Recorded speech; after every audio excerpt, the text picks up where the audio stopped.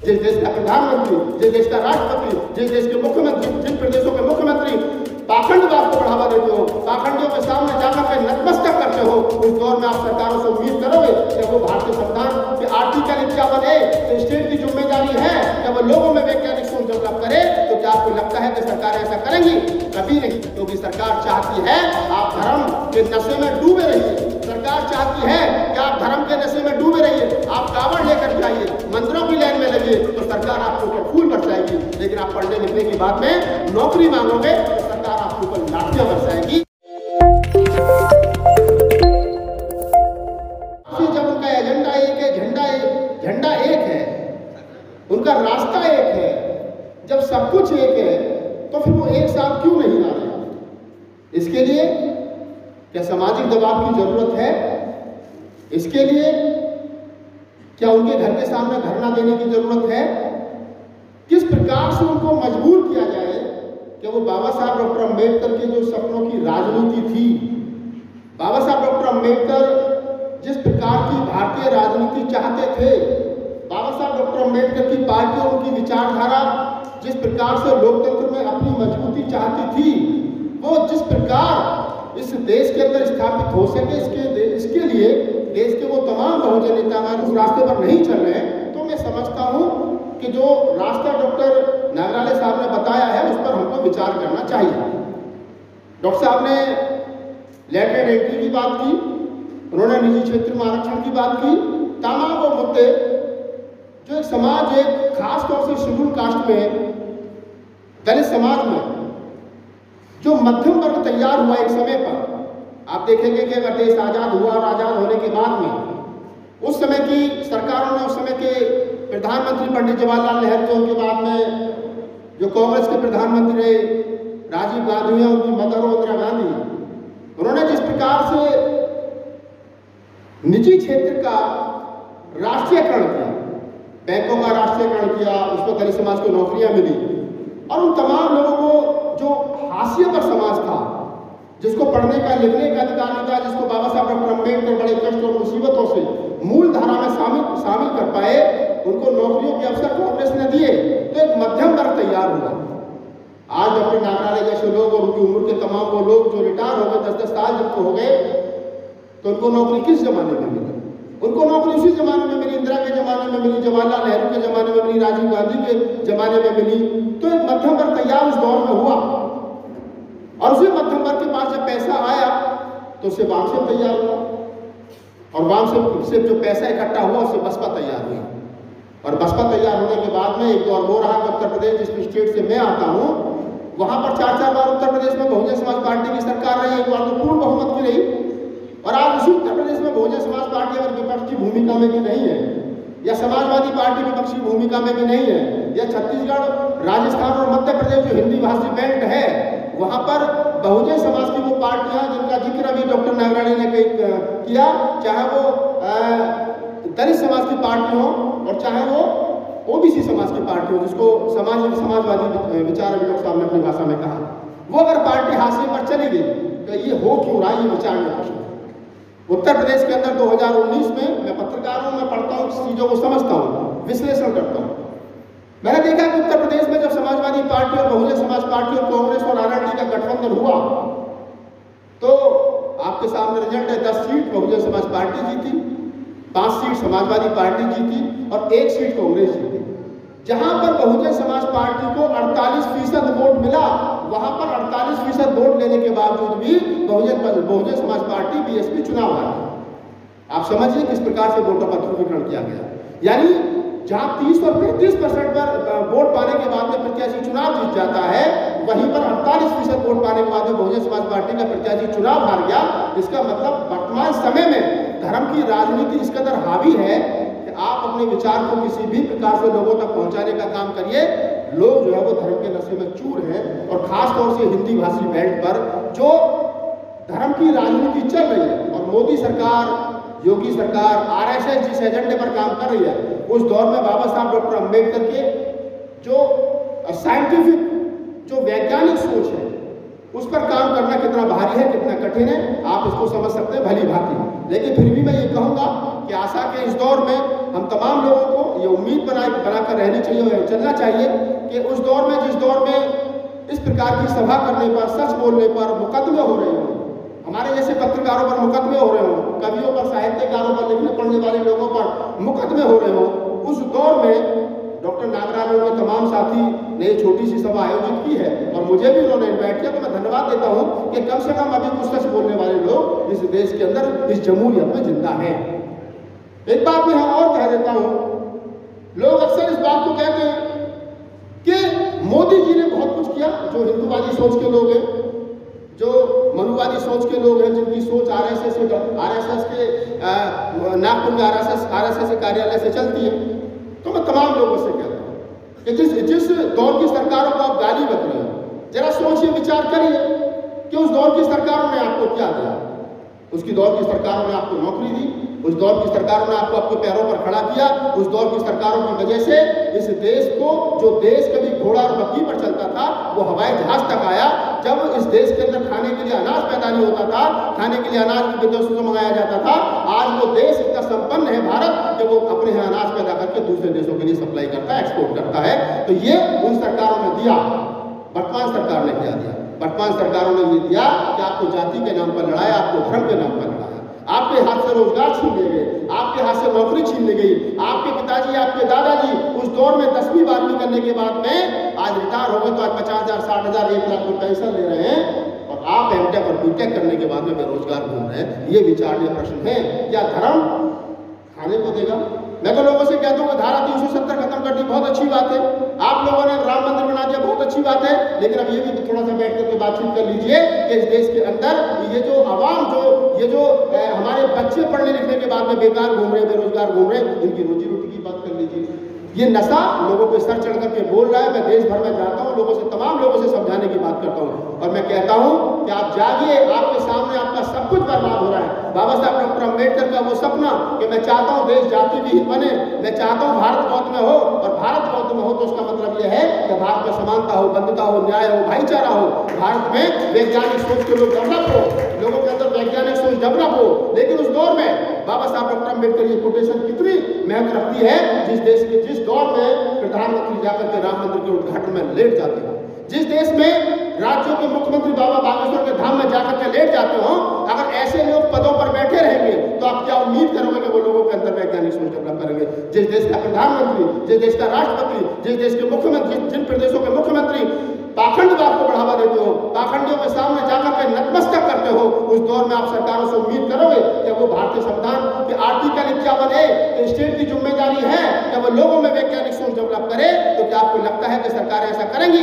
कभी नहीं करेंगी, क्योंकि सरकार चाहती है आप धर्म के नशे में डूबे रहिए। सरकार चाहती है कि आप धर्म के नशे में डूबे रहिए, आप कावड़ लेकर के आइए, मंदिरों की लाइन में लगिए, तो सरकार आपके ऊपर फूल बरसाएगी। लेकिन आप पढ़ने लिखने के बाद में नौकरी मांगोगे तो सरकार आपके ऊपर लाठियां बरसाएगी। सरकार आपको भक्त बनाना चाहती है, सरकार आपको साइंटिस्ट बनाना नहीं चाहती है। जिस प्रकार से वर्तमान समय में सरकार बाबा साहब डॉक्टर अम्बेडकर का हिंदुईकरण कर रही है, बाबा साहब डॉक्टर अम्बेडकर की बातों को वो भगवा रंग में रंग करके लपेट करके लोगों के बीच में सौंपने का, थोपने का काम कर रही है। तो आप समझ लीजिए, अभी बाबा साहब डॉक्टर अम्बेडकर का नाम मैं और तो बाबा साहब डॉक्टर अम्बेडकर लेते हैं, लेकिन अगर बीजेपी का कोई कार्यकर्ता, कोई पदाधिकारी मंच पर खड़े होकर के बोलता है तो वो बाबा साहब डॉक्टर रामजी राव अम्बेडकर बोलता है, वो नाम के सामने राम जरूर लगाता है। वो इस बात को बताने की कोशिश करता है कि बाबा साहब डॉक्टर अम्बेडकर तो बड़े साहब राम के भक्त थे, उन्होंने तो कहा कि हिंदू धर्म में सुधार कर लो, मैं हिंदू धर्म नहीं छोड़ूंगा। वर्तमान समय में फूले का, कबीर का, नानक का, रैदास का, साहू जी महाराज का, डॉक्टर अम्बेडकर का ये सरकार हिंदूकरण करना चाहती है। इनके आड़े अगर कुछ आ जाता है तो वो बाबा साहब डॉक्टर अम्बेडकर की 22 प्रतिज्ञाएं हैं जो इनके गले की हड्डियां बनी हुई है, न उगले बन रही है न निगले बन रही है। तो आप इस चीज को समझिए। नागराले साहब ने जितनी बातें यहाँ पर कही है वो सारी की सारी बातें अच्छी है, उन पर विचार करना चाहिए, उस प्रकार का गठबंधन बनना चाहिए। और मैं तो एक बात और उससे भी आगे की कह देता हूँ। मान्यवर साहब कांसी राम कहते थे, मैं तो जब कभी छोटा था जब उनका कहना सुना, मान्यवर साहब कांसी राम कहते थे कि इस देश के अंदर बहुजनों को चाहिए कि वो मजबूत सरकार नहीं, मजबूर सरकार बनाए। अगर मजबूत सरकार होगी तो वो आपको कुचल देगी, जो वर्तमान में चल रही है, और अगर मजबूर सरकार होगी तो आप उसकी टांग जब मर्जी पकड़ करके हिला दोगे तो वो आपकी सुनेगी। तो मैं आप लोगों से ये कहता हूँ कि आप इस देश के अंदर कोशिश करिए कि SC, ST, OBC और माइनॉरिटी के लोग इकट्ठा होकर के, और सवर्ण समाज में भी वो जो लोग संविधान प्रेमी है, मानवता प्रेमी है, भाईचारा प्रेमी है, उन तमाम लोगों के बीच जाइए, उनको इकट्ठा करिए, उनको समझाइए, उनको उनके संवैधानिक राइट्स बताइए, उनसे कहिए कि आपके पुरखे, अगर आप जाट समाज में जाते हो तो उनसे कहिए कि सर छोटू राम क्या चाहते थे, भगत सिंह क्या चाहते थे। माली समाज में जाते हो तो उनसे कहिए फूले साहब क्या चाहते थे। अगर आप जाटव चमार समाज में चाहते हो तो उनको बताइए रविदास ने और अम्बेडकर ने क्या कहा, महाराष्ट्र से जाकर के कहिए। अगर आप और अन्य समाज में जाकर के जाते हो, पेरियार को बताइए, तमाम उन महापुरुषों की विचारधारा को बताइए और कहिए कि आपके पुरखे ये चाहते थे, आपके पुरखे इस प्रकार का भारत चाहते थे, इस प्रकार का लोकतंत्र चाहते थे, इस प्रकार की आवाम चाहते थे, जिस आवाम को वर्तमान सरकार कुचल करके एक रंग में रंग देना चाहती है, इस देश का भगवाकरण कर देना चाहती है, इस देश में संविधान को खत्म करके मनुस्मृति लागू कर देना चाहती है। तो आप लोगों को ये काम करना पड़ेगा। और मैं एक बात अंत में और तमाम लोगों से कह देता हूँ, वो इसलिए कह देता हूँ कि जो ये लोग आजकल के कुछ टटपूंजे लोग, अनपढ़ और कुपढ़ लोग जो देश में घूम रहे हैं और आए दिन टीवी पर बैठ करके जो डिबेट करते हैं, जो कहते हैं कि हम इस देश को हिंदू राष्ट्र बनाएंगे, अगर वो आपके दरवाजे, आपके घर, आपकी कॉलोनी, आपके मोहल्ले में आए और आपसे कहें कि हम इस देश को हिंदू राष्ट्र बनाना चाहते हैं, हमारा साथ दीजिए, तो उनसे सवाल करिए। अगर आप जाटव चमार महार कुरी रहीवाड़ दोहरे सतनामी जातियों से आते हो तो उनसे पूछना कि आपके सिंधु राष्ट्र में अम्बेडकर कहाँ हैं, कांशीराम कहाँ हैं, रैदास कहाँ हैं, उनसे पूछना।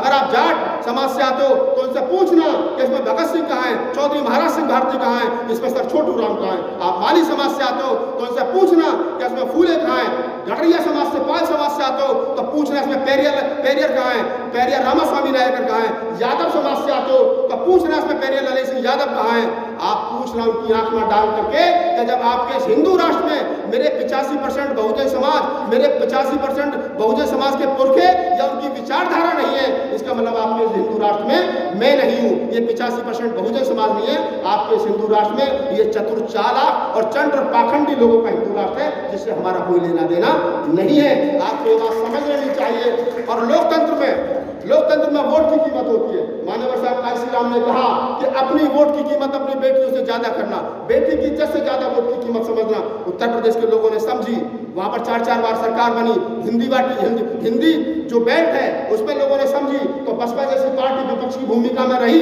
यहाँ के लोग भी समझे। और मैं तो तमाम देश के अंदर जाता हूँ, मैं तो महाराष्ट्र के लोगों को इसलिए धन्यवाद देता हूँ कि आपने बुद्धिज्म को जिंदा रखा। 1 करोड़ से ज्यादा आप लोग रजिस्टर्ड गजट में बौद्ध हुए। मैं पंजाब जाता हूँ तो वहाँ के लोगों से कहता हूँ, मैं आपको धन्यवाद देता हूँ कि आपने बाबा साहब डॉक्टर अम्बेडकर का वो सपना कि शिक्षित करिए, आपने सैकड़ों हजारों कॉलेज और यूनिवर्सिटी खोले। मैं उत्तर प्रदेश में जाता हूँ तो कहता हूँ कि मैं आपको भी धन्यवाद देता हूँ, आपने बाबा साहब डॉक्टर अम्बेडकर के विचार की सरकार बनाई। और मैं तमाम लोगों से कहता हूँ कि महाराष्ट्र के लोग आप उत्तर प्रदेश में जाइए और प्रचार प्रसार करिए कि बौद्ध धर्म का बुद्धिस्ट कैसे बना जाता है, बाबा साहब का सपना भारत बौद्ध में कैसे साकार हो, उस पर कैसे काम किया जाता है। महाराष्ट्र के लोग बेहतर बता सकते हैं। उत्तर प्रदेश के लोग पूरे देश में जाएं, वो बताएं कि सरकार कैसे चलाई जाती है। और पंजाब के लोग पूरे देश में जाएं कि शिक्षा के क्षेत्र में कैसे अच्छा काम किया जा सकता है। अपने विचार आदान प्रदान करिए, लोगों के साथ बैठना उठना स्वीकार करिए, लोगों के साथ अच्छे ढंग से रहना स्वीकार करिए। और मैं वादा कर रहा हूँ आपसे, ये जो लोग आज इस देश को हिंदू राष्ट्र बना देना चाहते हैं या कह रहे हैं कि हम 100 और 50 साल के लिए आए हैं, मेरा दावा इस मंच से मैं दोबारा कहवाऊंगा, मुझे नहीं मालूम, लेकिन एक बात कह करके जा रहा हूँ पूरी जिम्मेदारी के साथ में कि जो लोग इस देश को हिंदू राष्ट्र बना देना चाहते हैं, इस संविधान को कुचल देना चाहते हैं, इस देश की जमहूरियत को कुचल देना चाहते हैं, जिन लोगों को ये संविधान आंखों में खटकता है क्योंकि आपको उन्होंने कोट पैंट और टाई संविधान की वजह से मिल गई, इन महिलाओं को बैठने पढ़ने खाने पीने का अधिकार मिल गया आधी आबादी को, मेरा वादा है कि पहले किसी एक गांव को हिंदू राष्ट्र बना करके दिखाओ, तब इस देश को हिंदू राष्ट्र बनाने की बात करना। नहीं बना सकते ये लोग, लेकिन रूमर फैला सकते हैं, लोगों से कह सकते हैं, लोगों को इस नाम पर इकट्ठा कर सकते हैं। और उस नाम पर हिंदू धर्म नाम की कोई चीज नहीं है, लेकिन एक राजनीतिक षड्यंत्र है, इसको समझिए। और बाबा साहब डॉक्टर अम्बेडकर की जो विचारधारा है उसको घर घर तक पहुंचाइए, वही एक विचारधारा है। फूले की, कबीर की, नानक की, रैदास की, साहू महाराज की, डॉक्टर अम्बेडकर की जो विचारधारा है, जो 85% बहुजन समाज की विचारधारा है, जो बुद्ध से लेकर के माननीय साहब कांशीराम तक की विचारधारा है, जो हमारे 2.5 साल का इतिहास है, वही इतिहास है जो इस देश के अंदर, इस देश के लोकतंत्र को बचा सकता है, आपके मान और सम्मान को बचा सकता है। अपने बच्चों को बेहतर पढ़ाइए, अपने बच्चों को पढ़ा लिखा करके अफसर बनाइए। और अगर नौकरी नहीं है, मुझे मालूम है वर्तमान समय में सरकार के पास नौकरी नहीं है और निजी क्षेत्र में आरक्षण नहीं है, नौकरी सरकार के पास नहीं है, सरकार रोज सरकारी संस्थानों को बेच रही है, तो जब निजी क्षेत्र हो जाता है तो उसमें नौकरी नहीं है। और नौकरी नहीं है तो आप समझिए आपके बच्चे एमटेक और बीटेक करने के बाद तो कहाँ जाएंगे, क्या करेंगे वो? उनके पास में रास्ता नहीं है। और रास्ता मैं फिर आपसे कह रहा हूं कि आप अपने बिजनेस शुरू करिए। बाबा साहब डॉक्टर अम्बेडकर की कोटेशन है। बाबा साहब डॉक्टर अम्बेडकर ने कहा कि मैंने आरक्षण के बल पर आपको नौकरियों में प्राथमिकता तो दी है, नौकरियों में अवसर तो मिले हैं आपको, लेकिन जब तक आप बिजनेस में प्राथमिकता दर्ज नहीं कराओगे तब तक आपको पूर्ण आजादी नहीं मिलेगी। आप इस बात को समझिए, जाइए अपने संस्थान खोलिए, शिक्षा संस्थान खोलिए, हॉस्पिटल खोलिए, छोटे छोटे बिजनेस करिए और फिर आप देखिए आप इस देश के अंदर स्थापित होंगे। ये देश आपका है, ये मुल्क आपका है। ये चतुरोचंड 15% लोग जो बाहर से आए हुए हैं ये इस देश के मालिक नहीं है। इस देश के मालिक को जिस दिन ये पता चल जाएगा कि वो इस देश का मालिक है, उस दिन ये लोग भाग खड़े होंगे और आप इस देश में शासन भी करोगे, इस देश का सिस्टम भी आपके हाथ में होगा, आप यहाँ के राजा भी होंगे। और बाबा साहब डॉक्टर अम्बेडकर ने 25 अप्रैल 1949 को लखनऊ में अपने भाषण में एक बात कही थी, वो यार रिपीट कर देता हूं मैं। बाबा साहब डॉक्टर अम्बेडकर ने 25 अप्रैल 1949 को कहा था कि अगर आपको जो अभी नागराले साहब ने कहा कि समाजवादी और अम्बेडकरवादी, समाजवादी बोले तो ओबीसी समाज के लोग और अम्बेडकरवादी बोले तो इस देश के दलित समाज के लोग। मैं बाबा साहब डॉक्टर अम्बेडकर ने कहा लखनऊ में 25 अप्रैल 1949 को कि अगर इस देश के ओबीसी समाज के लोग और दलित समाज के लोग यानी एससी समाज के लोग रोटी बेटी का व्यवहार नहीं कर सकते तो मत करिए, साथ में खाना नहीं खा सकते तो मत खाइए, लेकिन कम से कम इकट्ठा होकर के वोट डाल लीजिए। और जब वोट डाल दो तो सरकार 85% लोगों की बन जाएगी और जब तुम्हारी सरकार बन जाएगी तो तुम्हारी समस्याओं का समाधान हो जाएगा। इस बात को समझिए।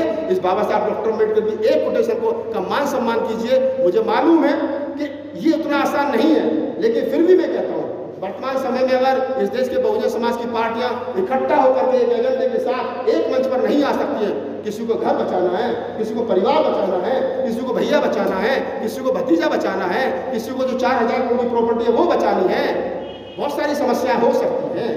मैं किसी को ये नहीं कह रहा कि आप करें, लेकिन मैं ये कह सकता हूं कि राजनीतिक लोग अगर एक मंच पर नहीं आ सकते हैं तो ये सामाजिक संगठनों की जिम्मेदारी बनती है कि वो एक मंच पर आए, अपनी ताकत दिखाएं।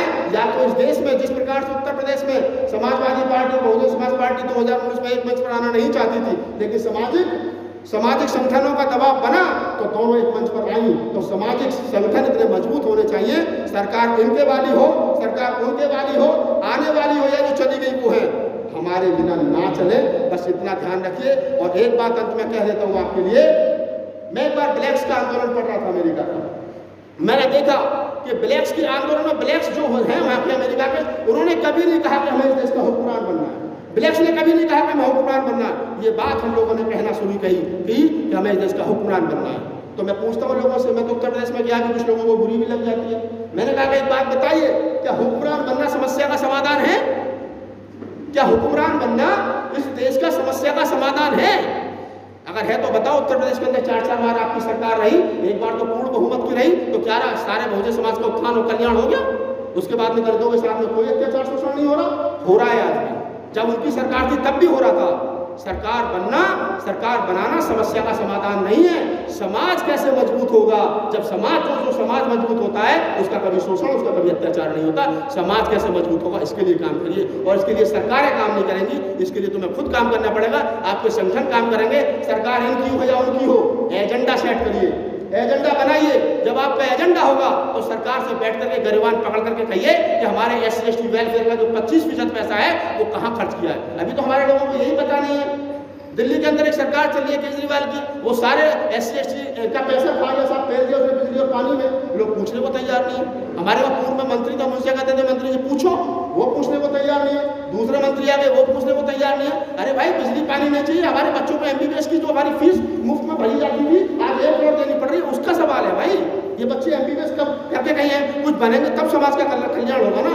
तो समझिए सरकार की पॉलिसी को, और सरकार के गले की हड्डी बनिए।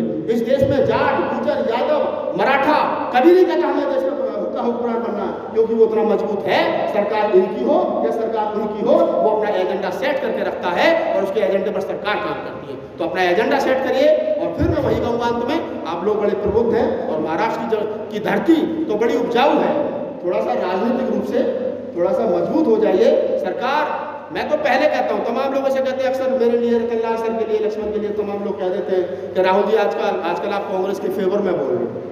मैं कहता हूँ भाई मैं कांग्रेस का प्रवक्ता तो नहीं हूँ, लेकिन मैं एक बात तमाम लोगों से कहता हूँ कि अगर सामने 4 दुश्मन खड़े हैं और इस बात को थोड़ा सा ध्यान से और गौर से सुनना कि सामने अगर 4 दुश्मन खड़े हैं, एक 100 जूते मारेगा, एक 50 मारेगा, एक 25 मारेगा और एक 10 मारेगा। सामने 4 दुश्मन है, एक 100 जूते मारेगा, एक 50 मारेगा, एक 25 मारेगा, एक 10 मारेगा। पिटना जरूरी है, बताओ किससे पिटूं?